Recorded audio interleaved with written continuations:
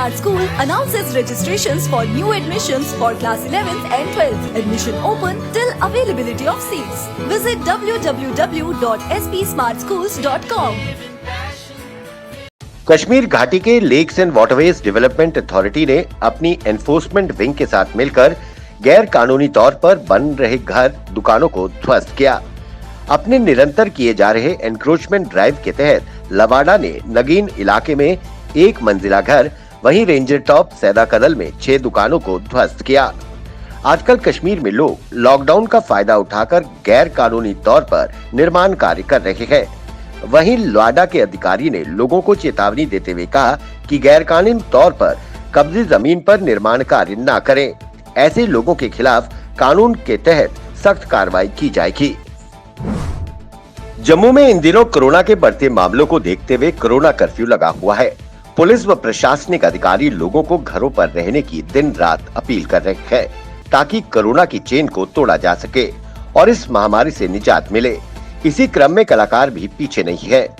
Corona virus महामारी कितनी भयंकर और जानलेवा साबित हो रही है, इसी को लेकर जम्मू के स्थानीय कलाकार ने यमराज की वेशभूषा पहनकर लोगों को जागरूक करने का सराहनीय काम किया है कि जो लोग लापरवाह है उसे हम साथ ले जाएंगे। ये बहुत बड़ा उदाहरण है उन लोगों के लिए जो मास्क नहीं पहनते, सोशल डिस्टेंसिंग का ख्याल नहीं रखते और बेफजूल घरों से बाहर निकलते रहते हैं। कोरोना महामारी से जारी लड़ाई के बीच जम्मू की सबसे बड़ी अनाज मंडी वेयरहाउस नेहरू मार्केट के व्यापारियों ने जम्मू की आम जनता की मदद के लिए कदम आगे बढ़ाए हैं।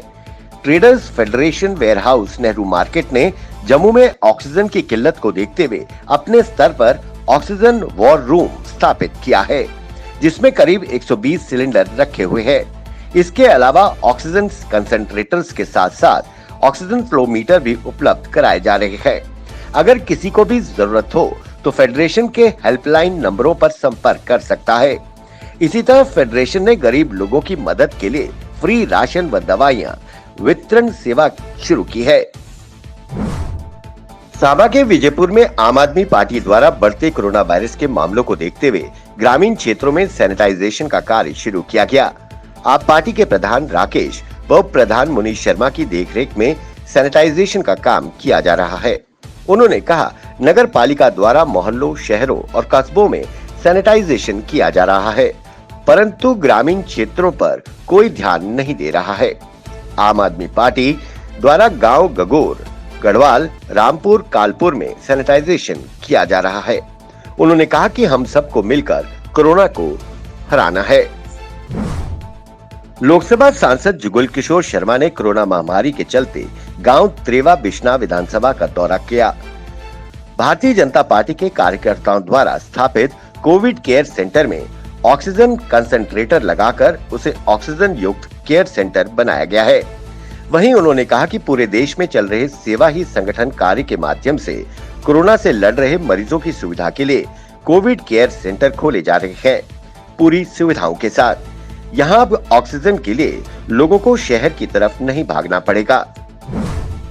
संघर्ष विराम समझौते के बीच सांबा में इंटरनेशनल बॉर्डर पर पाकिस्तान ने घुसपैठ और हथियार तस्करी की कोशिशें तेज कर दी हैं। सांबा सेक्टर के बैंडगलाड में सीमा पार से सुरंग खोदे जाने की आशंका भी प्रबल हो गई है। दरअसल सीमा पर तारबंदी को भेद कर घुसपैठ नहीं होने के कारण पाकिस्तानी रेंजर्स सुरंगें खोदकर घुसपैठ की साजिशें रच रहे हैं। ध्यान भटकाने के लिए वो रोज हर दूसरे तीसरे दिन ड्रोन भेज रहे हैं, जिससे बीएसएफ की तैयारियों को परखा जा सके। ऐसे में सीमा पर बीएसएफ पूरी तरह से अलर्ट हो गई है। जम्मू कश्मीर में 18 से 44 वर्ष आयु वर्ग के लिए 20 मई से विशेष कोविड टीकाकरण अभियान शुरू किया गया है। इसकी शुरुआत जम्मू जिले से शुरू की जा रही है, जिसमें केवल अत्यधिक जोखिम वाले क्षेत्र में काम कर रहे लोगों को ही कवर किया जाएगा।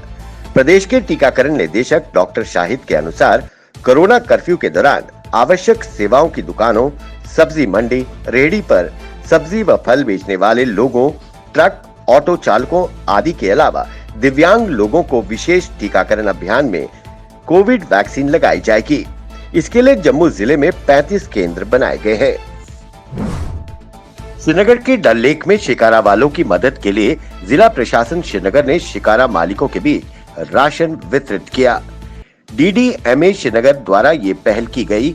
इसके तहत वंचितों और जरूरतमंदों को सहायता प्रदान की जा रही है, जिनकी आजीविका कोविड महामारी की दूसरी लहर के कारण बुरी तरह प्रभावित हुई है। DC श्रीनगर मोहम्मद एजाज असद ने शिकारा मालिकों को राशन किट वितरित किए। डल लेक में विभिन्न घाटों पर शिकारा वालों के बीच 300 से अधिक राशन किट वितरित किए गए। शिकारा वालों ने जिला प्रशासन के इस कदम का आभार जताया। देश में कोरोना के हालात पर विचार के लिए प्रधानमंत्री नरेंद्र मोदी ने एक बार फिर मुख्यमंत्रियों और वरिष्ठ प्रशासनिक अधिकारियों के साथ उच्च स्तरीय बैठक की। प्रधानमंत्री मोदी ने कहा कि गांव पर सबसे ज्यादा ध्यान देने की जरूरत है। संक्रमण से हर हाल में गांवों को बचा कर रखना है। उन्होंने कहा कि प्रशासन की मौजूदगी से ग्रामीणों का मनोबल बढ़ता है। इस दौरान जिलाधिकारियों की जिम्मेदारी बढ़ गई है। जिलाधिकारियों से संवाद करते हुए प्रधानमंत्री मोदी ने कहा कि इस संकट में जीवन बचाने के साथ साथ जीवन को आसान बनाए रखना भी जरूरी है।